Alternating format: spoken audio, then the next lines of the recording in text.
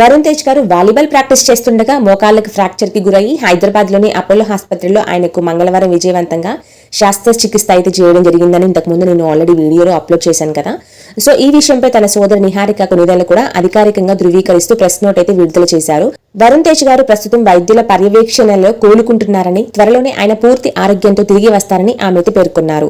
అలాగే తన అభిమానులు చూపిస్తున్న ప్రేమాభిమానాలకు కృతజ్ఞతలైతే ఆమె తెలిపారు. ఆమె ఇంకొక విషయం కూడా షేర్ చేశారు. వరుణ్ గారి తదుపరి చిత్రం వచ్చేసి బరి కథ. ఈ మూవీ కోసం ఎంతో నిబద్ధతతో శ్రమిస్తున్న వరుణ్ అనూహ్యంగా ప్రమాదానికి గురై ఆసుపత్రి పాలయ్యారంట. ఈ ఘటనపై ఆయన సోదరు నటి నిర్మాత నిహారిక కొనిదెల అధికారికంగా అయితే స్పందిస్తూ ఒక ప్రెస్ నోట్ అయితే విడుదల చేశారు. వరుణ్ తేజ్ గారు తన రాబోయే చిత్రం బరిలో వాలీబాల్ ప్లేయర్ గా కనిపిస్తున్నారని, ఆ పాత్రలో పరకాయ ప్రవేశం చేయడం కోసం ఆయన గత కొద్ది రోజులుగా ప్రొఫెషనల్ వాలీబాల్ క్రీడాకారులతో కలిసి కఠినమైన శిక్షణ తీసుకుంటున్నారని, ఈ ప్రాక్టీస్ సెషన్ లోనే అనుకోకుండా వరుణ్ కాలికి తీవ్రమైన గాయమైందని ఆమె అయితే తెలియజేశారు.